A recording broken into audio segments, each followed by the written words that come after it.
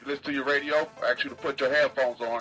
Talk on your cell phone, I ask you to put your ringer on vibrate. I should not have to ask again. Put your ringer on vibrate, so don't want me to be disturbed while on this long trip. Talk at a low tone so only you can enjoy your conversation. Bruh. The Group Chat podcast is back. Good evening, you guys. It is the Group Chat podcast here. Casey Gisclair with our usual crew, Mr. Damien St. Pierre, Mr. Nick Hebert. Coach Tommy Bado is on the field somewhere in the bottom of the fifth inning somewhere in River Ridge. We may have him at some point. We're going to be talking some sports. We've got some very interesting topics to cover today. We're going to talk about Pete Rose. We'll talk about the NBA draft lottery. We'll talk about the New Orleans Pelicans and the bad luck that they received in the NBA draft lottery. We got overrated or underrated, which I'm excited about. So we got some stuff to do, but let's dive in with Pete Rose, who is now eligible for the MLB Hall of Fame. Yesterday, the Major League Baseball commissioner, Rob Manfred, came out and basically said, hey, everybody who's dead is now eligible for the Hall of Fame. We're going to lift any lifelong bans and end them at the end of a person's life, which now makes Shoeless Joe Jackson, which now makes Pete Rose, which now makes all of these wonderful players of the past eligible for the Hall of Fame. Pete Rose will not be on any Hall of Fame ballot because he retired too long ago. There's an old timers committee who could appoint him into the Hall of Fame in the future. Here's the thing that really bothers me about this. I'm going to go off on a tangent. I'm going to get the boys' thoughts in just a second. Pete Rose, I think, is the best baseball player who has ever played. He had 4,000 plus hits. Pete Rose never point shaved or anything like that. He bet only on his own team. And maybe I feel so strongly about this because I read his book. If you are a fan, I would encourage you to read his book. Pete Rose explicitly said he was told multiple times by Major League Baseball, we're gonna reinstate you. We're gonna reinstate you. Then they would get him right up to the finish line. Then they would pull it out from under him and say, oh, sorry. They play games with this man. And then now, the last week that Pete Rose is alive, he has an interview, and he says to the person interviewing him out in Las Vegas, he says, I would love to be in the Hall of Fame. It'd be the greatest honor of my life. But if it happens after I'm dead, I don't want to go in. If I can't physically see it, I don't want to be in. And now to see this come out, they're going to put him in after he's dead against his wishes. So this is a quote from Pete Rose, obviously a little bit later in life, talking about after the ruling came in that he would be possibly eligible for the Hall of Fame after he passes away. I don't see much sense in putting me on the ballot after I die. Because for a player to go into his or her Hall of Fame, it's more or less for your family and it's more or less for your fan base. And I'm big on both of those two things right there. And I know most of the people who rooted for me my whole career would love to see me in the Hall of Fame as a living player, not as someone that's 10 feet under. And I always thought about that. What good would it do my family if they put me in the Hall of Fame after I die? I can't think of anything good about that. Well, that was the interview clip outside. That was like 3 days before he died. The last interview that Pete Rose did of his life, he's talking about going into the Hall of Fame potentially, after he passes. And unfortunately, that may end up being the situation. It's almost like the Ultimate Warrior doing a promo on Raw and then croaking the next day. Frankly, it's just one more time that they're pissing on Pete Rose, and frankly, it pisses me off. Pete Rose is top 10 greatest baseball players of all time, and there's not much argument there. He's probably one of the top 3 hitters of all time. He did a thing. He admitted it. He's obviously taken his lick about it. To have that rule, hey, you're dead, now we could celebrate you, that makes zero sense. I'm with you. At all. And there's no argument there that can be made against that. All of a sudden, look, you a heel on Saturday, you go to church on Sunday, and you're forgiven all your sins just because you die. Respect the man when he's alive, and just doing that in general, and not even necessarily to him, but I could tell you a quick story. My wife and I went to Las Vegas, and we was in a random mall just walking through the town, and a sign said, Pete Rose doing autographs. I looked in the store. There was nobody there. I was like, I got to go meet Pete Rose. one of the best players of all time, and there's no line. So I got a chance to meet him. Didn't want to spend $500 on a bat, but I got a chance to shake the man's hand and That's cool. And chat with him a little bit. Buddy told me the same story. He said out in Vegas he had a chance to hang out with Pete Rose for a little bit. He said that Pete Rose was always having a good time, eating wings, drinking, willing to talk with the fans. Like, he was just sort of an everyman's man. Nick, you, I think you're a Pete Rose guy also, correct? Why? Yeah. I hate that he's not going to be able to see himself in the Hall of Fame. I think they're going to put him in, but in a way, it's like they're almost poo-pooing on him by putting him in, because he didn't want to go in after he died. That's a hell of a troll by Rob Yes. Manfred to put him in after he's dead when he doesn't want to go in. So he wanted to go in his whole adult life, and then once he dies, he said he didn't want to go in, so put him in now. That is top tier trolling. That's by sleazy. Rob Manfred. Yeah, that's really sleazy, and it's unfortunate. And look, I'll say this to anybody out there who's saying, "Whoa, he shouldn't have bet on baseball. He broke a rule." OJ's in the NFL Hall of Fame. He killed somebody, 2 people. He killed 2 somebodies. We got Lawrence Taylor, who's in the NFL Hall of Fame. He's done every drug in the world. He's admitted to doing cocaine during a game.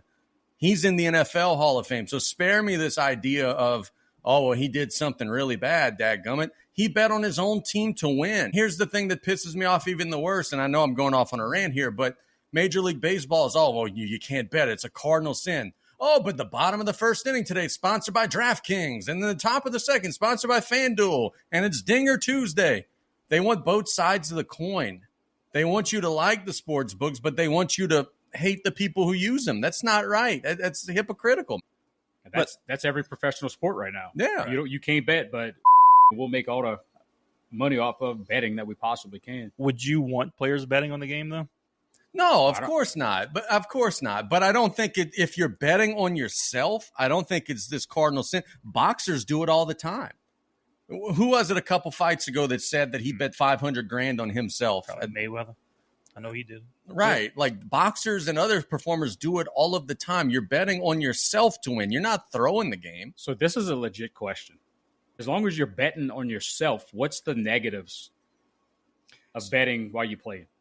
So they were saying that it was a conflict of interest because he didn't bet every game. So they were saying, oh, well, he didn't manage as hard in the games. That's BS, man. He never bet against the team. So because, he bet on the team one day and then not the other. So maybe on the day that he didn't bet, he wasn't going to use his best pitchers. Or that's foolishness, bro. Like Turtle said in the chat, baseball people, they just got this little baseball rule book and they just take themselves too seriously. Why can't we just put him in as a player? Like, ain't nobody trying to put him into the Hall of Fame as a manager. Trying to put him in as a player. He's one of the best players ever. That's my thoughts on this. If people disagree, I think people got – I don't know what Nick said there. I ain't going to say that. Shuck him. I only say that to one person. We had zero time to prep today. This is probably the most prepared we've been to actually talk. But the tech side, not so much. Hey, we'll make it work, baby. I got to spend my my after work time watching Caroline get some awards for school. She was hamming it up. And I texted Brad Terrebonne this during the ceremony. I'll go off in a second. Go ahead. There is nowhere that I go that I sit next to a person that just enjoys the time. I have to sit next to the most loudmouth moron in the building, no matter where I go. It's like it's a magnet. I'm usually that person, including here at this table. Yeah, I was about to say you usually sit next to one of us when we go. Brad and I obviously like to watch our kids participate in sports. We coach together, and we also watch our kids participate in track. There was this gentleman there, and I use the term loosely, that asked 1,000 questions a minute. He was convinced that there were teams there that weren't there, and he was trying to guess what teams and what mascots. And I hate that I let myself get that angry at that, but it just happens. Let me ask you guys this. I got people that are telling me still that even with being given the opportunity to be in the Hall of Fame, baseball people still have such a stick up their ass that they're still not going to put him in. Yes or no, is he going to get in the next 2 or 3 years? So there is a separate committee that meets to decide players that played before 1980. Mm-hmm. So exactly what you just said, there's these clowns that just aren't going to allow that to happen. And that's unfortunate because you're going to let some moron, some get in there that doesn't deserve, that's not as good and doesn't deserve to be there. Is going to get in because of that new rule. And you're going to have Pete Rose, like you said, 10 feet under. And it's a crap situation. In that group of 16, there's definitely, I think you have to get 75% correct to get in. Yeah. To even get on the ballot, right? I believe so. There's definitely going to be probably 4 or 5 guys that under no circumstances are they letting Pete Rose in. And I think that's a shame.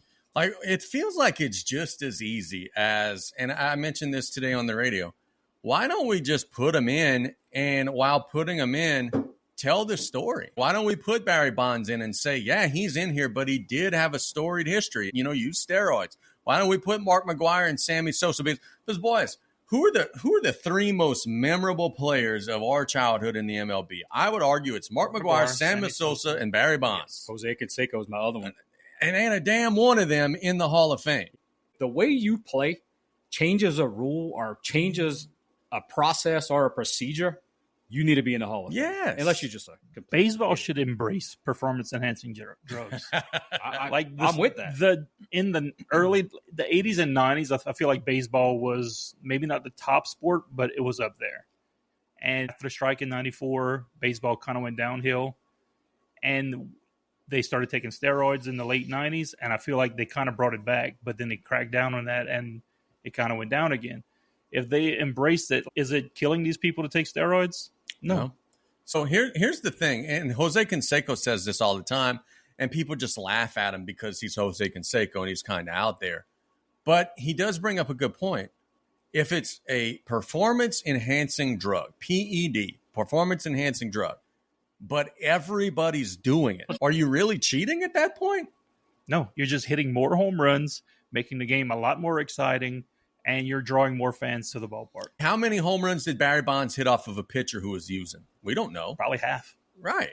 How many home runs did Mark McGwire hit off of a pitcher who was using? We don't know because the pitchers were using it for different purposes. They weren't trying to get big and strong. They were just trying to recover in between their starts faster. And we know pitchers did it. Roger Clemens did it. He's not in the Hall of Fame. When McGwire and Sosa were chasing 72, there was no bigger time in the history of my lifetime in baseball that people were watching strictly because of 2 human beings. Dude, I remember the night that McGwire broke Maris's record. That was leaking into the news. They were showing every at-bat, breaking into the television shows.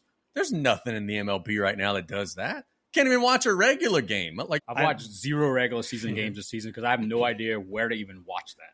I know baseball was number 1 in the 20s and 30s before football and basketball really came around. But whatever year it was that the McGwire-Sosa chase was on, I think baseball peaked. Yep. And it peaked because the guys were using steroids. Look at it as a bad thing. It's not good for them, whatever. You're not their mommy. Let them take steroids, make the game better. If you need to put an asterisk in some kind of sports book, go ahead, put that asterisk.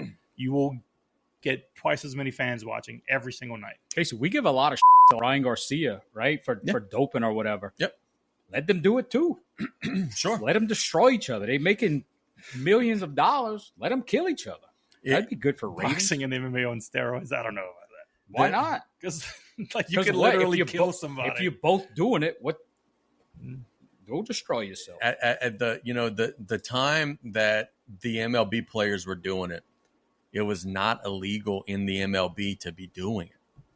This was the federal government cracked down and said, oh my God, you guys have a major problem. And then the MLB cracking down after and saying, oh my God, we're so sorry.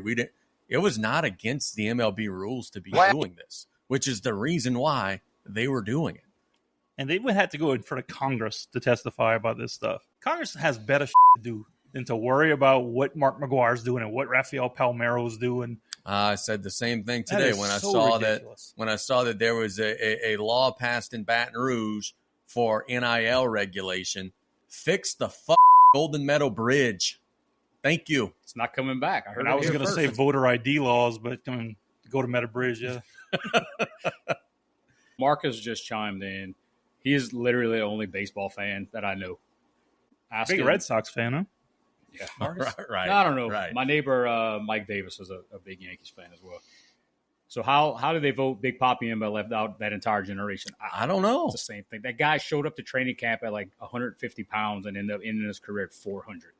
Like there's something going on there. Well, the thing of it is, Big Papi was beloved, and he got stabbed after he retired. It was a popularity thing. Nobody liked Mark McGwire and Sammy Sosa until after they retired. They were beloved when they played. But after, everybody piled on, oh, man, you guys are a bunch of cheaters. And then everybody followed suit. Whatever Sammy Sosa took to make himself white is worse than steroids.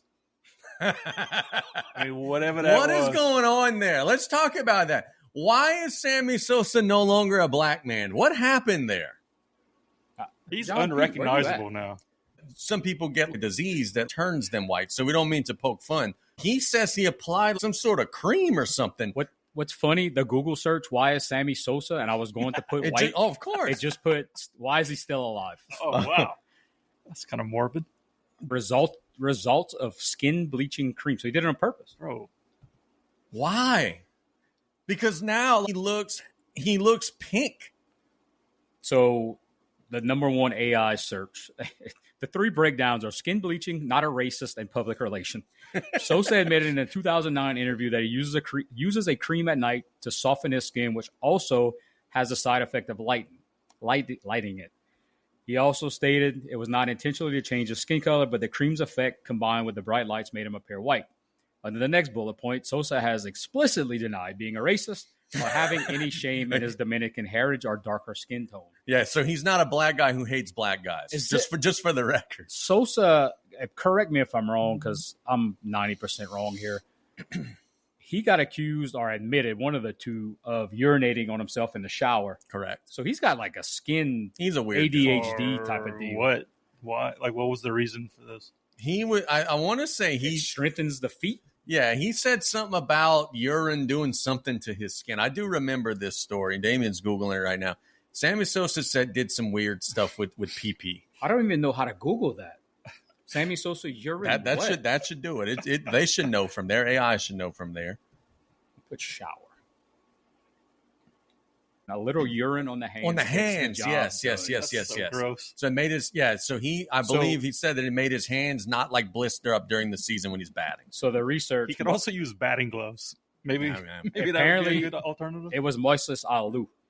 He didn't deny a report on ESPN.com. Moises Alou, yes. Felipe's boy. That he occasionally urinates on his hands before games. The guard against calluses and Harden. Now it's coming Maybe back. if he would have been peeing on his hands, he would have caught that ball. And Steve Ballmer, not Steve Ballmer, that's the Clippers. I said Steve Ballmer wasn't involved. Whatever. Bartman, yeah.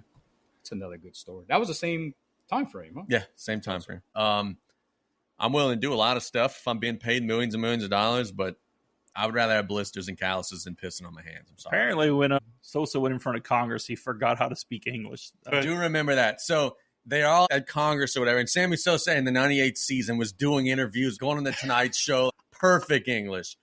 Now he's at Congress testifying, hey, Mr. Sosa, did you use performance enhancing drugs? No hablo English. So he doesn't know English, and he's white. He's now white. So he's me. We are off the rails already. Yeah. Took 40 minutes. All we got to do is talk about baseball, which is something that we rarely do. We maybe should do that a little more. Who was the coach for that Cubs team? Dusty Baker, huh? No? He does? Does it matter? No one remembers. No one cares. It was Dusty. We don't need baseball coaches. Dusty Baker's a goat. Tony La Russa was the manager for the Cardinals back in them days. Chop says something that makes me want to curse again. Says Harden pees on himself. So does Jim Ross. Yeah, Jim Ross wear blacks. That's so disgusting. Jerry Lawler must have hated that or loved it. Well, look, dude, here's the and I guess it's because I'm not an old man, but like a Raw or like a SmackDown, that's 2 hours, bro. Like I've done games, I've done days of games. I never had to like myself immediately. Why do you have to wear black? I guess when I'm in my 70s, things will be a little different. But golly, you can't go 2 hours, bro. Come on, got a bottle under the table or something. Dude, I felt so bad at work today. I was so hemmed up that I almost pulled a Jim Ross, and I needed some caffeine in my system. So texted one of my coworkers. I was like, I've never asked you to do anything before. I need you to get me a cup of coffee. As soon as I was done with that meeting, I could have had the toughest hands in the world. My man, I love to hear it. Was the meeting productive? We had a good day today? Yeah, it was solid day today. Let's talk about conspiracy number 2, the NBA draft lottery, which was obviously in flagrant rigged. I don't care about this audio clip that we have here that we're going to play in a second that says it's not. Well, I had to pull something because I know where we're going. The Dallas Mavericks traded Luka Doncic. This is my version of the story, okay? The NBA ratings were down big. And there were headlines starting to come out saying the NBA ratings are down big. Outkick is all over Twitter saying, hey, ESPN bought the NBA package, spent millions and billions of dollars, and it was a wasted investment. The NBA gets on the phone. They say, hey, we need something to get people talking. Dallas, do you want to do us a solid? Oh, yeah, boss. Sure, what we got to do? You got to trade Luka Doncic to L.A. Huh? What? No, hear me out. You got to trade Luka Doncic to L.A. You're going to get a first. You're going to get Anthony Davis. And right before the GM hangs up, they say, you're also going to get the lottery. Then the general manager gets to thinking, okay, Cooper Flagg. And then, next time you guys make the playoffs, we'll throw you in a couple of calls. We'll give you Scott Foster a couple games, get you a couple playoff wins too. That's what happened. Everybody was so confused. Why did they make this trade? This doesn't make sense. Luka Doncic is a young star. He's better than Anthony Davis. He's more contract control than Anthony Davis. Why did they trade him for pennies on the dollar, it feels like, when guys like Bradley Beal are getting traded for 4, 5, 6 first-round picks? Well, now it makes sense. I truly, firmly, hand on the Bible, would believe that this was rigged and that the NBA told them, if you do this, we're going to get people talking, we're going to make the big market team more interesting, and we're going to make it up for you on the back end by giving you the lottery, giving you Cooper Flagg. Boy, it sure sounds like that makes sense. Maybe I'm a conspiracy theorist. Maybe I got a tinfoil hat. It sure sounds like what I'm saying adds up there, boys. What say you? So do we know anybody who could sue the NBA for us? He's coaching third base right now. Did he sue the NFL? So, yes, he did sue the NFL. So how about this? We sue the NBA. In that discovery period, I guarantee they will find out. Adam Silver calls Nico Harrison, says basically what you said. Hey, our ratings are down. LeBron is on his last leg. He has one more chance to win a championship. And once he leaves, nobody is in LA. We're giving him Luka, and you're getting often injured Anthony Davis, and you're going to get a first-round pick and whatever else they're going to give him. And with that, you're getting the lottery pick. So Nico Harrison looks like the evil villain in Dallas for the last 4 months. You just got to deal with it. Yep. And you're getting that number 1 pick. You're getting Cooper Flagg, and you're going to have that white guy in Dallas that they need to have, which is cool. Whatever gets you wins. And Dallas is back on the map. You got Cooper Flagg. You got a stud in Los Angeles to take over LeBron's spot, and the NBA is on its merry way, continuing to do what they do. Well, Damien, why don't they just broadcast the lottery? If Bruce Lee could go on Facebook Live and broadcast the bracket poll for alumni, why can't the NBA, which is a $1 billion company, just show us the lottery? Even if it were rigged, like there's ways that you could rig stuff. We all saw Better Call Saul. You could inject stuff into ping pong balls. Even if it were still rigged, I think we would respect it more if we just had a chance to see it. So when I came across this audio clip earlier, I was looking for something that would disagree with us. This clip shows how rigged it is by saying how rigged it's not. Is it the LeBron? No. It is impossible to rig the NBA draft lottery. The NBA goes to such great pains to ensure that there is no appearance of impropriety. The guy that is telling the ping pong ball selector when to draw from the bucket, he has his back turned to the whole proceeding. Like he is standing there with his back to the drawing and has a stopwatch in his hand. And every 10 seconds, he will raise his hand, and that's when a ball is drawn. It would take a Houdini-esque act to be able to rig the NBA draft lottery. What's the name of this clown? I didn't catch it. It was on Ryan Russillo. Everything he just said leads me to believe how rigged it is. Right, yes. So you telling me, because an individual in a suit puts his hand up and turns his back to something that You can't rig it. What could go wrong? Literally load up the ping pong balls, weight them, and you know what's coming up. I don't buy that. I mean, we've seen it too many times. What were the odds that LeBron would go to Cleveland? What were the odds that the Knicks would get Patrick Ewing? What were the odds that Houston, which has a big Asian population, would get Yao Ming? Like, come on, man. Derrick Rose to Chicago. Derrick Rose to Chicago. I mean, on and on and on. How many more times do we have to see these crazy-ass coincidences before we just understand And the this Pelicans, stuff's fixed? Pelicans got lucky as well in that. Yeah. Yeah, so Pelicans lose Chris Paul, we get Anthony Davis. We lose Anthony Davis, we get Zion Williamson. Yeah. We lose Zion Williamson next year, we're getting number one again. And look, here's the thing with the Pelicans part of it. Remember whenever Anthony Davis was first on the block, the whole big argument from the New Orleans side was, we don't want those Laker guys. We don't want Brandon Ingram and Lonzo Ball and you know, I think it was Hart or whoever they got. Then all of a sudden the tone changed and they took the trade. Why? Because Mr. Silver, hey, we're going to get you on the back end. They won the lottery the next year. Why's it always got to be somebody who sucks, though? Anthony Davis hurt all the time. Zion Williamson never plays. Who's been good? Number one. Well, Cooper Flagg's not going to be good either. So where's Wemby? Well, he gets well, they hurt won the freaking lottery just about too. They didn't have very good odds. They finished second. Did y'all see the Pat McAfee clip where LeBron's basically saying that the lottery's rigged like months ago?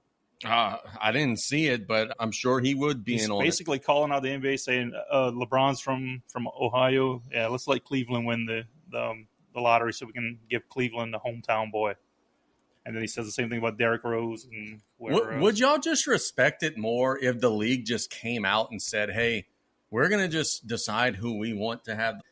Because I feel like they're insulting our intelligence right now, the way that they're doing it now, by playing, oh, no, this is straightforward. This is not rigged. Like, I think the cynic in me would just respect it more if they just said, yeah, we're going to just throw Dallas a bone. They've had a rough 6 months. Just tell us that it's rigged. We would appreciate that more. Look at that picture. This I love is that. by far my favorite picture of 2025, and it should be coming up on your screens. If it had, this is the beauty of AI. Right That's Cooper Flagg 10 years from now. Yes. That could arguably be Luka Doncic at the end of his Dallas tenure as part of the reason why they wanted to trade him, reportedly, other than, being forced to trade him. But, boys, let's talk about this. In addition to the shenanigans of the draft lottery, it could not have been a worse night for the Pelicans. Hey, timeout before we transition. Yeah, what's up? We got Travi in the chat. Travi! And his first comment was, this guy. What's up, Travi? Man, we've been talking about you. Good things, of course. Telling funny stories about you. How you doing, man? I hope you're doing all right. Travis, you got to go back and listen to a couple of these episodes. We told the story of how you got destroyed in Pedro by Casey and I. And then we also told the story about not how, me. Yeah, how no, you not me. No, that was me and Nick. Yeah. I'm sorry. And then Casey talked about how battle tested he was because of you doing radio. Yeah, I've done radio with Travi a couple times. It never was a very comfortable situation. We need to get a Travi poster like the George Costanza laying in bed poster right here, right behind. Do we still have that picture? Yeah. There's a picture of this? Oh, Yeah. Yes, there is. I'm sure one Mr. Kale has that. He's got that in the folder. Who makes all the shirts? This guy, Travis says in the chat. Hope you're doing well, Hey, buddy. shout out to all the listeners, all the live feed folks interacting with us. That helps out with it. The algorithm, as Casey could not say yesterday afternoon. Algorithm. Yeah, that was a struggle. Not as much of a struggle as the bottom of the seventh inning when both TVs froze, but hey, that's all good. Yeah, you guys want to hear a funny story? I said on play-by-play yesterday, I told people that I was flying to Sulphur. They had some people that really thought I flew to Sulphur. People asked me, man, how you did that? Like, I didn't really fly. Brian's making fun of me. I didn't actually take a jet to Sulphur. Don't be so gullible, you guys. Just because they say that I'm a diva and I'm a movie star, I'm not. I was in here doing the game. Anyway, let's talk about how screwed the Pels are. They had the tied for the best odds to get the number one pick. They've been losing on purpose for the back end of the season, resting Zion, doing whatever to try to give themselves a chance at the future. They got the number 7 pick, which for those of you who are just casual NBA fans, the number 7 pick in the NBA draft is about as good as having a third-round pick in the NFL draft. If you ain't in the top 3 or 4, you're kind of 50-50 on whether or not you're going to get an impact player. So now the Pelicans are heading into the offseason without salary cap space, with a roster that sucks, with DeJounte Murray, who's out for next season with an Achilles, CJ McCollum, who's going to be like 35 years old, Zion's going to probably weigh 700 pounds. Joe Dumars is your GM now. He is an ass clown. And you still got Willie Green. Is there anything to be excited about right now with the Pelicans? Because the lottery could not have gone any worse for them. The only thing to be excited about is that hopefully we get gifted a number one next year in the lottery. Because this team can't compete. Casey, I'm going to try to debunk your theory. Yeah? So going from last year until God knows when, the number 7 selections overall. They've been okay. But is anybody on that list changing the Pelicans franchise? And there's some decent players. I mean, decent. You got Stephen Steph Curry. Yeah, come on. He's all right. Bismack Biyombo is not a franchise-changing guy. No. Charlie Villanueva. And we could give you Eric Garden again. Luau Deng. Nene was a guy. They can end up getting somebody like Chris Mim. Chris Mim, yeah, that'd be solid. I saw they were flirting with the shooter from Duke. What was his name? Knipple. Yeah, Nipple or something like that is his name. Kyle Rittenhouse or whatever. Gardenhauser. Turtle says, explain the Joe Dumars hate. So Dumars had a really good beginning to his run in Detroit, where they put together the Wallaces and Rip Hamilton, got Tayshaun Prince. But the end was really, really bad. Gave Charlie Villanueva a max contract. The last 4 or 5 years of his run in Detroit were horrendous. Like horrendous to the point to where they're just now 10 years later recovering from it, trading first-round picks. And so he's widely regarded as having a very, very, very bad end in Detroit. And people are saying he was washed. That was 15 years ago. So that's why some folks are a little nervous about Dumars. Where did Joe Dumars go to college? I don't know. I know he's from Louisiana. Is it UL Monroe? I was on Joe Dumars Boulevard a couple weekends ago. Branson, Missouri? McNeese University. Come on. I didn't realize he went They there. didn't change it to Will Wade? Hey, honest question again, because I'm an honest guy. Dumars built those Ben Wallace squads. Yeah. Those teams stopped me from watching professional basketball for about 5 years. That was the most boring brand of basketball. Those finals where Ben Wallace was just averaging 7 points a game and just killing people with the huge afro. Who was Lindsey Hunter on that team? Rip Hamilton, Chauncey Billups, Tayshaun Prince. You can miss me Billups. with all of that. So true story. I was on our senior trip in 2005. We were in Destin during the finals, and it was the Spurs and the Pistons. When I tell you that we literally fell asleep watching one of the games. Let me read you the scores to these games. So in the 80s. Right. Game 1, 84-69. Game 2, 97-76. Game 3, 96-79. Game 4, 102-71. Game 5, 96-95. In overtime, by the way. We needed overtime to get to the 90s. Game 6, 95-86. Game 7, a real barn burner, 81-74. Yeah, we were in Destin after spending a day on the beach having the game on, and it was like putting us to sleep. It was like in Dramamine. Hell no. I'm with you on that. So Turtle mentioned Rasheed Wallace. That's the only thing that was worth having on that team. And it was the only thing worth watching. Turtle also said, I'll take 3 good years for 15 bad ones. Well, the Pelicans franchise is doing that too. Just not giving you the 3 good years yet. Right smack in the middle of the 15 bad years. I have a hot take for the day brought to you by Martin's AC and Electric. And this goes back to that era. Maybe you guys are not going to be with me on this, either here at the table or maybe in the chat. But one of the big reasons why I hated on the Detroit Piston teams was the PA guy going, Detroit basketball. Aggravated the hell out of me as part of the reason why I didn't root for him. How you like the Jacksonville Jaguars little chant? Duval, set born in the house. Gyro has been destroying me about some of our takes. He calls us old heads. Yeah? But now he wants to see a 75-80 game because they didn't shoot threes. Nobody wants to see that. Basketball. What can the Pels do next year to be competitive? You don't have Murray next year. McCollum's old. Zion maybe does or doesn't want to be there. I feel like they're heading into a year that's similar to the Saints, where the best case scenario is for them to be bad. What's the best record that you think they could have? 38 and 44, 40 and 42. What good that does. That's a dream season to win that many games. As soon as they get rid of Zion, he's going to be a 60 to 80 game player, and he's going to be a freaking all-star again and totally different player.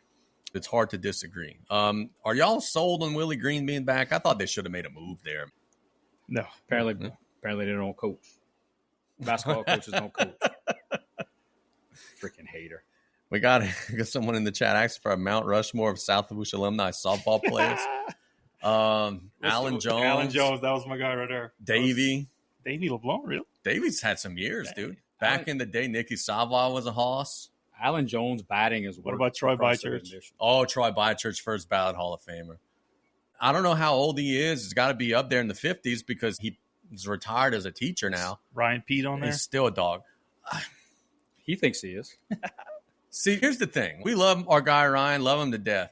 But our graduating class also wears hats that have Del Monte cans on them because Ryan hits cans of corn to the outfield. So I don't know how I'd put him on the Mount Rushmore. Brock would be on there. Brock Danos, he's solid. Britton Como, solid. Home run hitter, big slugger. There's nobody more exciting to watch than Turtle, though. Turtle Griffin. Turtle kick-ass. If he's not on Mount Rushmore, he needs to just be behind, like photobombing Mount Rushmore. I love watching their team play. 06 is like the $1 million man of alumni softball in that they have always been in the main event, but they've always just found a way to lose at the end. Like they'll win 3-4 games in a row and then lose in the most heartbreaking way. Like we talk in golf, who's the most talented player to never win a major? We talk in the NBA, who's the best player to never win a ring? 06 in alumni softball is the best team that's never won the tournament. Talking about Turtle, and I gave him some hate in the South Lafourche top 6 because he scored all his points in a tournament game. So Turtle's only good on the weekends. Weekdays, he just doesn't do anything. Weekend Griffin. We owe Weekend Griffin. Let's talk a little WWE for a second before we get to these really fun, overrated, underrated topics, which I think will get people chirping. We had a legend pass away this past week, and it was so weird because usually we get these things where hey, well, this one has cancer, this one is struggling. We kind of expect the death to happen. Sabu just wrestled a retirement match, and then he passes away just a couple weeks later. What do you guys think? Because the ECW is such a interesting topic to discuss amongst wrestling fans. It was disorganized, but it was entertaining. It was chaotic, but it produced some incredible talent like Rob Van Dam and Sabu. First and foremost, what do you guys thought of Sabu as a performer? And then second, ECW as a whole. Were you guys ECW fans? I never really got into it much when it was happening, but now after the fact, I've watched a bunch of it and I think it's great. What are you guys' thoughts on Sabu and then also ECW's place in the wrestling business? Absolutely loved ECW. That was one of the reasons that I continue to be a wrestling fan. Back in the day, it was on maybe Channel 38, some UPN station at midnight. Sure it was like the cool thing because not everybody got it. And the more you read into it, and as you watch these documentaries with Paul Heyman starting in his mom's basement doing interviews with Shane Douglas, Mick Foley down there, it was a very much a cult following. I got a chance to go watch a ton of ECW house shows and pay-per-views. Huge fan. I tell you what about Sabu. I wasn't always the biggest fan. I think he's got some of the coolest entrance music ever. And if we wouldn't get kicked off of all social platforms, I would rock that right now. That guy put his life on the line every single night. Oh, yeah. I can't remember who was with us. I remember our boy Jason Guidry, Geedy was with me because there was a foot ditch incident. I'm still not sure what a foot ditch is. Incident. So we went to a gas station. We didn't know where the building was. And the gas station attendant said, yeah, just past a little foot ditch. What? I don't know what that is. Anyway, he was wrestling that night. And it was maybe against Kamala. They probably had 30 people in the building. And of course, Sabu did a unalive dive. I said, made Kamala look like a stud. Into a barrel of chairs when there were 20 people in the building. A guy like that, you got to respect a little bit just for what he gave to wrestling in general. Never got to the top. Never fit anywhere but ECW. He was Mr. ECW. He had the culture. He had the work rate, the work style. When he got to WCW, terrible. When he got to WWE, terrible. The wrestling podcasts talk all the time about timing being big. He was doing a lot of his stuff just before the Attitude Era peaked. And by the time we got to the peak of the Attitude Era, he was kind of fried. He had drugged himself out. He had beat himself up pretty good. Don't you think that if he would have got started around 97, 98 instead of like 94, 95, that he would have been a very, very rich man in the Attitude Era of the WWE? If he would have been around when the Hardy Boys were making that push to the top, that's some stuff that people started to appreciate a little bit later on, but you're exactly right. I think he was right where he was supposed to be because he kind of ushered in the Attitude Era, ushered in the crazy style of breaking tables and throwing chairs and back flips. And I mean, if you're looking for a technical wrestler, go find Dean Malenko. If you're looking for a guy who's going to make people in the crowd think he's like legit crazy and will do anything to win a match, Sabu's your guy. When I first started watching ECW, it was Sabu versus Rob Van Dam, Sabu versus Taz. That was incredible. Not the most technically sound matchups I've ever seen in my life, but you kind of thought it was real because these dudes were legit beating the shit out of each other. Pretty sure he wrestled a good bit of matches with a broken neck and not like an angle. He got suplexed by, I believe it was Taz, and he landed on his head and finished the match. Yeah, I mean, why not? You're getting paid $20, if at all. But shout out to ECW, man. The smallest little buildings, the not even getting paid at all, from what I understand. And these dudes would go through a wall for Paul Heyman. Yeah. And it was a cult. It literally was a cult. All the while, Vince McMahon's taking care of the payroll in Paul Heyman's pocket. And I think that's what made ECW so great, because WWF was going through that period where nobody was watching. Bret Hart was on top, and it was really stale wrestling. And then WCW sucked, and then that was before the NWO came around. But ECW just kind of lit a fire in there, everybody, that, okay, they're going to turn it up. We need to turn it up too. And that was some good stuff in the early days of ECW. And they brought the cruiserweight action. Yeah, right. Sure did. WCW kind of stole that from them. Benoit, Guerrero, Mysterio. A lot of the luchadors came up through ECW. And you really saw the first edition of Stone Cold in ECW. Yep. When he went there for that period of time, they let him loose, and they probably captured something in him and in his character that stemmed from going, what was he? Ringmaster. The Ringmaster. Lord. Yeah, the Ringmaster. Chili McFreeze. They got some dudes now today. Who's the dude in AEW? The guy that was Sting's partner. Darby Allin? Darby Allin. Terrible. Yeah, right. Somebody's going to end up dying. The stuff that Darby Allin does, the stuff that Moxley does, like, you're not a good wrestler just because you're taking a razor blade and slitting your wrist during the match, dude. These dudes are doing way too much stuff. That's the thing that I want to emphasize with Sabu, is he was still telling stories while doing crazy shit. Now guys are just doing crazy shit and are just, it's become Cirque du Soleil. Sabu, I think, walked that line very well. I feel like just a time in wrestling that's passed, and people just don't have an appetite for it right now. So, Murder says, shout out New Jack. Did you ever see the mass transit incident, Casey? Or a video. I had that tape. So I know of New Jack's psychotic Eric behavior. Something. So this guy walked into the ECW building, claimed he was a professional wrestler. He ended up being 17 years old. Now, this gentleman was 6 foot, probably 450 pounds. Ooh. He was like a Ralph Cramden type of gimmick where he was a bus conductor or something along those lines. And Paul Heyman, for whatever reason, maybe had an opponent drop out or somebody didn't show, decided to put him against New Jack. This story's starting to come to me. Then New Jack beat the ever-living. He stabbed his forehead, and the dad came out the crowd. If you go to YouTube, there's a ton of videos on it. Look for the mass transit incident. Some pretty good stuff. I think it was an X-Acto knife he was using to cut. Was just digging into the dude's forehead. So speaking of Sabu, we can't talk about Sabu and Rob Van Dam and ECW without giving a shout out to their manager, Bill Alfonso. Man, is that the guy with whistle? Yes, that was a coach in right down the middle. WWE. The whole Rob Van Dam Sabu, it's calling it right down the middle, baby. I'm gonna have to love go watch Bill some Alfonso. of that stuff. Yeah, that's our homework tonight. Watch Rob Van Dam versus Sabu feud when Bill Alfonso is managing them both and calling it right down the middle, baby. What makes you more over, coming out of a box or whistling ringside? The coach was never over. shout out to Sabu, one of the greats. Unfortunate to see him pass away. Even more unfortunate that he still had to be wrestling at 60 years old. As we said, he was just a little bit off of the time schedule because he should be a wealthy man. He shouldn't have had to still be working. He loved it. He was bitten by the bug, and unfortunately, he's no longer with us. Y'all ready for overrated, underrated, boys? Overrated, underrated.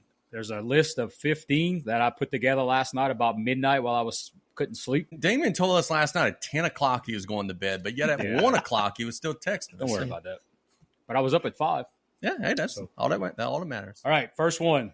Now, we are going all over the place. You got some football players, you got basketball players, you got some sitcom folks. First one, Joey Gladstone. Way overrated. Ooh. Uncle Joey? A failed comedian. By far the least entertaining of the 3 males on Full House. Cut it Shout out, my bro. wife. John Pete needs to cut that shit out about Shane Douglas being overrated. Danny was more entertaining. Jesse was more entertaining. Joey was the least entertaining of the 3 males on the show. He was a failed comedian. He never made it to the big time. He is way overrated. Okay, but he took care of all the kids when he didn't have to. Does that make him underrated or creepy? You know what this guy did to Alanis Morissette? Holy crap. She got a song about him. Oh, underrated. Underrated. Chat says overrated. Underrated. This is overrated. He's way overrated. All right, next. I'm going underrated. I think he did a hell of a job as an uncle. Way better than what I do. This has got us some interaction here. Uncle Joey opened for Wayne Newton, so y'all could go to bed on that. Bro, I love Wayne Newton. He did open for Wayne Newton. I'll give him that. Mr. And Wayne Newton's better than the Beach Boys. Next, Al Borland of Home Improvement. Underrated. He carried the show. I think he brought down Tim personally. I'll use South Lafourche basketball as an example. What were some of the funnest years in the locker room? It was when Coach Kale was picking on Brody and was playing because Brody was an easy one to pick on. He was an easy target. I love you, Brody, but you get scared a lot when Coach Kale's creeping around the corner like you were an easy target. Al received the jokes well. If you're going to make a practical joke, you need an easy target. Al Borland was an easy target. He had a fat mom that we made fun of. He always wore flannel, had a really nice beard as a guy who's a bearded American. He was underrated. I don't think so, Tim. If that was Wilson in the studio while Tim Taylor was doing his little show, if Wilson's there, half face, half fence, I think that show gets better ratings. No. Al's a great friend, a great co-host, and that's what I try to be. There needs to be more Al Borlands in the world. That. I can tell you for a span of time that Richie Mott was Al Borland, not a good friend or co-host. Kind of looks like him too. He just looked like him. Put a little flannel on him, and yeah, I could see that. Next, I agree, Tim. Next, this is the last of the sitcoms. Tori Scott, late edition, Saved by the Bell. Oh, I was wondering. I didn't even know who that was. Okay, Saved by the Bell, Tori. That's definitely underrated. Definitely underrated. She didn't have that big of a role, and I think she could have carried it. Was she better than Stacey Carosi? No. She didn't have as big of a role, which makes her underrated. Right. She carried the show for a good bit of episodes. Remember the episode where they had the blue team against the red team and all these competitions? Yep. She destroyed that engine putting together scene. She killed it. This was the chick in the leather jacket, right? Yeah, leather jacket chick. Yeah. Underrated. Definitely underrated. I would say underrated. Not woefully underrated, but underrated. She developed Teen Line. Teen Line is Nitro. That was solid. Next one. Going to wrestling for a few. Skinner. Good character. Underrated. He was scary. I don't think he was rated at all. But that's the problem. It's kind of hard to judge whether he's over or underrated. So what was Skinner? As obviously we all remember in the 90s, he would wrestle and he would have like that black shit in his mouth. That obviously wasn't chewing tobacco. What do you think that was? Chocolate? You don't think it was chewing tobacco? I don't. Happy Christian Stein's beef jerky. Like, I always wondered what that was. I think Skinner was severely underrated. Yeah, I'd say underrated. I think he had a really good character. Steve Kern was a hell of a wrestler. Skinner's hometown. I know it off the freaking top of my head. The Everglades? The Florida Everglades. So here's the thing, y'all. At night, I watch WWE Superstars episodes or WWE Primetime. Right now, I'm on Superstars 1990. I'm in my Skinner bag right now. Ric Flair's the champion right now. He just beat the Macho Man after losing to him at WrestleMania. Skinner's there. Nails is there beating the Big Boss Man. That's a good time. Like, I'm in my bag right now. The Natural Disasters are feuding with Money Inc. for the tags. Like, we in some good stuff right now. Hey, shout out my wife, Erin, for making me some coffee, but it's terrible. Come on, it smells good. It's terrible. Maybe it's the cup. It's Tommy's cup. All right, next, Maven. Way overrated. Tough enough Definitely winner. overrated. Way overrated. Should never have gotten the spot he got. I agree. He shouldn't have thrown the Undertaker out at WrestleMania, though he did get the shit beat out of him after he did that. He won a contest that had nobody worth the in it, and he wasn't worth the either. He won, and he got a big spot. Chris Nowitzki was in there. Yeah, He's right. one of the best Exactly. heels of all time. No way. What? The Harvard guy? Now he's Mr. CTE? Now he's trying to shut down wrestling. Yeah, Like really. he's doing what John Cena's trying to do. He's trying to ruin wrestling. The Ed O'Bannon of wrestling. I kind of like Maven just due to the fact his social media videos now, he exposes everything, and I think that's pretty cool. Lance Storm is next. You know where I'm going with this. Definitely underrated. Severely underrated. Dude couldn't talk, but that guy could work his ass off. And Yep.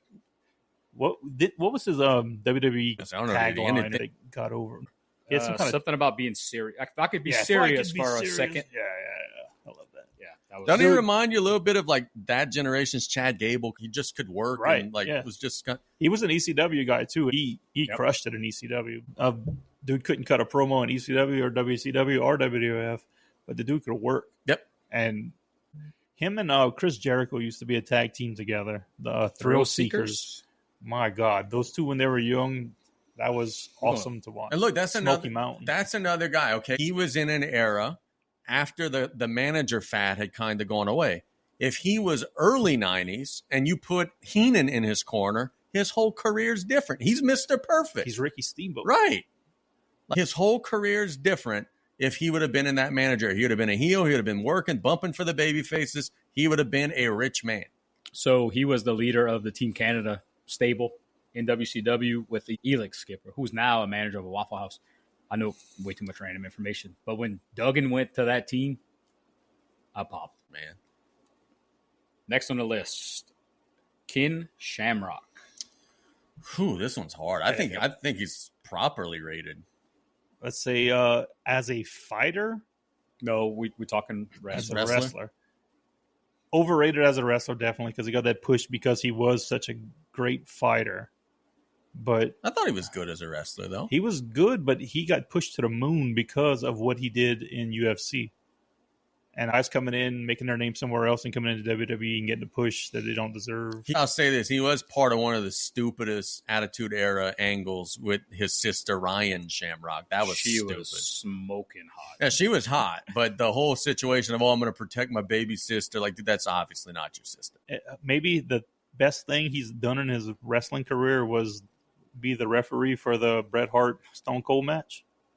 Yeah, gave it like some legitimacy. I think he had a lot of potential that was never, ever met. For what he was, I thought he was pretty damn good. So I love the way they used to hype up when he snaps. Ah!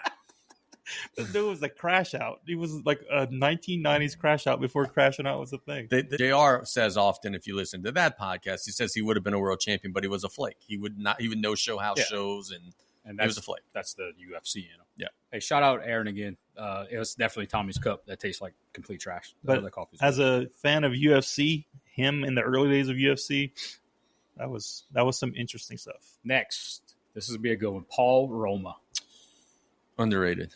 severely underrated. Yeah, so good. He was part of one of the most underrated tag teams of all time.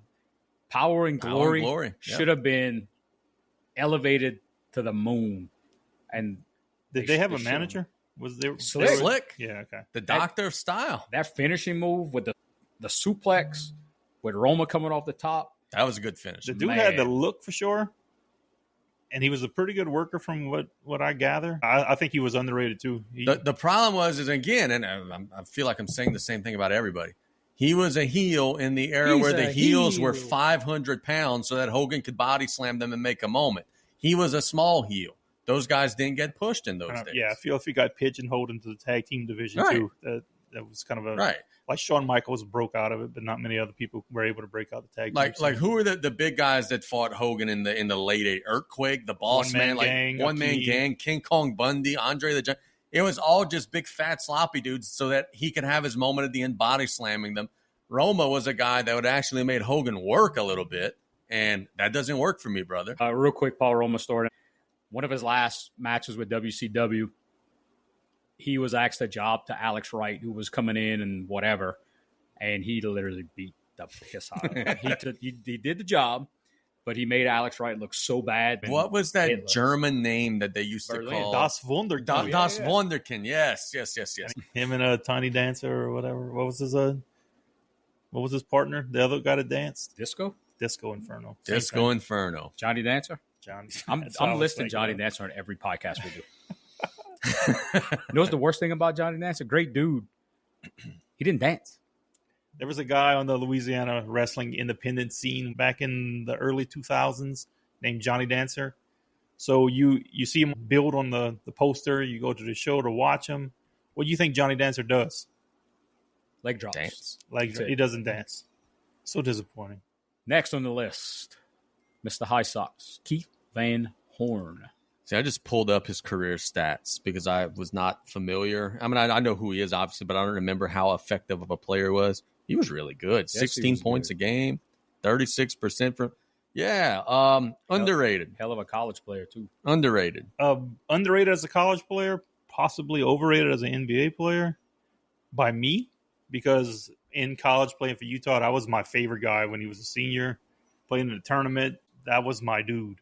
I remember playing NBA Live 97 and creating him, or whatever game it was, and creating him and making him a 99 and dominating the league. And then he goes in his rookie year and maybe averages 15 points or 10 points, which is still fantastic. But he never really lived up to the hype that I had. Second pick in the draft. I think that hurts him too, because people think second pick should be a star. He was just solid. He was like a number 2, number 3 guy. He was a Net. He was a 76er for 1 year, then a Knick for 1 year, then a Buck, then a Maverick. That Nets team was fun to watch. That was with Kerry Kittles. Yeah. From Louisiana. So I'm going Keith Van Horn. I'm going underrated, no matter if he's second pick or not. Anybody with that skin tone is not going to be overrated. Next, Harold Miner. Okay. Can we all agree on this one that he was severely overrated? I agree. He had one dunk. You cannot compare. That was Baby Jordan, right? Correct. You cannot come into the league. He played 4 years, dude. Called Baby Jordan and averaged 10 points, 10 points, 7 points, 3 points. And out the league. Yeah, you're done. He had one dunk. He didn't. Howard Miner didn't make it to his second contract. I'm covering my eyes while I'm dunking. And now people literally do that in their sleep. All right, we all agreed on that one. So this one was added late. The Undertaker. Oh, I'm pissing people off. Me too. Oh, I think we all It's agree. unanimous. The chat's about to go nuts. He's terrible. Viciously overrated. He's terrible. Oh, bro, I'm dead. I'm dead, bro. I'm going to sit up after you do your finisher to me, bro. And then I'm going to get really old and drive a motorcycle to the ring. Terrible. I'm dead, but I can drive a motorcycle, then I'm dead again.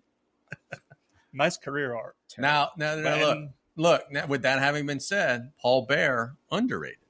Oh, severely. I agree. Oh, Murder, I forgot about that. That's why I didn't put him on the list, because I knew my opinion. I think Nick slid that one in. Sorry, Sam. Oh, bro, I'm dead, dude. That's a big deal to Murder's wife, Sam. Sorry, Sam. I forget about that. Justin Vincent is next on the list. Man, this is I got sad. some stories. This I got is some so stories. sad. I got some stories. This is when I was in college. Freshman year. Dude was amazing. This guy is going to be the best LSU running back ever. And then I could not tell you what he did after his freshman year. Casey might be able to tell us. Drank a lot. We were living in Tigerland, and we would go to Fred's and Reggie's, and Mr. Vincent would often be frequenting. Mr. Vincent was fat and lazy and liked to mac up on the ladies, which, hey, that's cool. But it wasn't the NIL era, bro. You cost yourself millions of dollars doing that. Do that after you get into the NFL. And I will say this. If you go back and watch that LSU team play, you, I, the milkman, we could have all ran through them holes that offensive line had. So I don't know that Justin Vincent, frankly, was ever all that good. think he was just the right place at the right time that one So year. sad. I loved him, but he is severely overrated. And he did it to himself because he had a great freshman year and then nothing after that. Next on the list, Michael the Beer Man Lewis. Overrated. Way overrated. Way overrated. What? He was, bro, This drove a dude beer is truck. driving a beer truck and he makes it to the NFL and he's an all-pro. he was Overrated. a half-ass punt returner for He a couple was years. severely underrated until he got paid, and then he did nothing after that. He literally ran out of bounds, straight out of bounds for his last 5 years. I'll pull up some stats. If I'm wrong, I'll wear it. Give me But the Guy last was an 3 years of his career. all-pro, straight off Okay. the beer truck. Okay, he was fast. This guy gave everybody that hope that I'm working at Walmart. I could be all-pro too. No. Let You me know go that- try out for the You? Saints. That's what happened to you? So remember that time I booed you at Walmart? My UPS driver is a better absolute athlete than stud. Michael Lewis. I'll put my UPS driver over anybody in the game. Do you know how many Basketball. career touchdowns Michael Lewis scored? 4. 40? 3. I overrated him. Oh, bruh. He's the best. He was an all-pro. He scored was 3 an all-pro. touchdowns. Come on, man. You know how many times he fumbled? 21 times. So he's got a 7-to-1 fumble to touchdown ratio. How many times he touched the ball? To fumble 21 times, that ain't a good Couldn't ratio. even play receiver. He wasn't all-pro. To Nick's point, he wasn't all-pro one time. If you 2002. return punts and kickoffs, say let's get 100 in a season, and you fumble 7 times, it's not that bad. If you could get a touchdown for every fumble ratio, There's nothing that happened over 10 years ago that Nick remembers accurately. So in his all-pro season, he caught 8 passes for 200 yards. Looking for the return yeah, stats here. receiver. I don't even know he got on the field. Okay, so in his big all-pro season returning, 44 punt returns for 625 yards. That's an average of 14.2. He had 1 punt return for a touchdown. He had 70 kick returns for 1,807 yards, 2 for touchdowns. That was a 25.8 return average. So he was a solid kick returner. He was. Coming off of a beer truck. But he's like this Saints legend, and people would say he's like a come on, man. You are a college stud receiver. Get drafted into the NFL. You kind of not do too great as a receiver, but you're a solid kick returner. Let's say Josh Cribbs. Josh Cribbs is legendary as a kick returner. Because he actually did something. Bro. All right, Michael Lewis sucks. All right, this next one, I may walk out of here if y'all disagree. All right, let's see what we got. Eric Martin, Saints wide receiver. Underrated. Underrated. Severely underrated. Yeah, he was real good. That was one of my favorite Saints of all time. He's in my top 3. Yeah, he was real good. If he would have been there with Drew Brees and them, oh my God, he would have had some That stats. dude had such great hands. Did he pee on him? Maybe so. Yeah, that might be the trick. I remember watching Saints games back in the day. Eric Martin had a streak that he caught at least 1 pass in like a million straight games. This was the first receiver that I ever was like, this is my guy. As a dog. Yeah. Last one on the list, and I'm not even going to preface this because I want some honest opinions. Tracy Porter. Okay, I got it. You're not a Saints fan. No. Tracy Porter had a clutch interception in the NFC Championship game. Mhm. He had a clutch pick 6 in the Super Bowl. I don't care what he did before. Yeah, I don't care what he did after. Yeah, that makes him underrated. He is a Saints legend and probably our best cornerback ever because of what he did in those last 3 weeks of the season. I'm with that. Underrated. Probably the biggest Come on, play. Chad. Probably Help me the out. biggest play in Saints history that he made. But aside from that, the guy did absolutely nothing. NFC Championship was Tracy Porter, right? I'm asking Google right now. I know you have like a half. That was Tracy Porter. You're right. Okay. Bro, I told y'all. I know you have like a half computer in front of it, but you could Google that.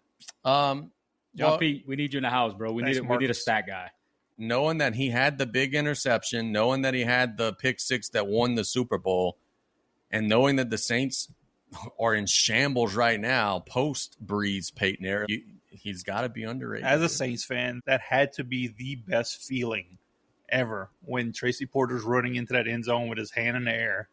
No other play in Saints history has given me more goosebumps than knowing we just took a 17-point lead with that, or a 14-point lead. They were going into tie, so I think you guys took a 14-point lead with like 2 minutes left, so it was over at that point. He had 7 interceptions in 5 years. Yeah. 2 of the most important interceptions in the franchise's history. But I'll say underrated, but it's like I don't think anybody ever like considers him like a Pro Bowl or anything like that. Like nobody ever says that he's like nobody was scared of Tracy Porter. Like he didn't get a big contract. He got cut a couple years later. But who had more impact on the Saints franchise, Tracy Porter or Marcus Lattimore? Oh, Taylor just brought up a good point. Who the hell is Turtle? Yeah, I don't know. He said Will Smith almost ruined it with an absolutely pointless block in the back on Peyton Manning. Can y'all imagine? Bro. LSU won a game against South Carolina this year because of that. There was some dude clothesline Nussmeier after an interception. Can y'all imagine if that would have been called? Who was the guy they signed from Jason David? Who was that dude? That dude got burnt on the first play of his Who was Saints the guy career? that kept on getting suspended for alcohol or something? Kerry Collins? No, it was some cornerback we had in the Aaron Brooks days. Oh, Aaron Brooks, severely underrated. Yeah. I remember second best Saints quarterback of all time. Whatever this cornerback was, anytime he would make a play, we had season tickets that year. There'd be a guy behind us that would be yelling, "Get that man a beer!" Dale Carter. Dale Carter was a G. He kept on getting suspended. I think it was for failing some kind of test. Come on, the leap test. He was a good chief. We are under a massive rebrand this week. Yes. We are Group Chat Podcast 73 on TikTok. Go check us out. If you're on TikTok, give us a follow. Check out our live. Give us a like. Whatever you got to do. Real quick, shout out to all of our new subscribers, our new followers. We're plus 400 over the last 24 hours. Appreciate all the guys in our crew here making a point to get some followers. Steady stream right now with some folks that are paying attention to what we're doing. We got a lot of new content coming out after today.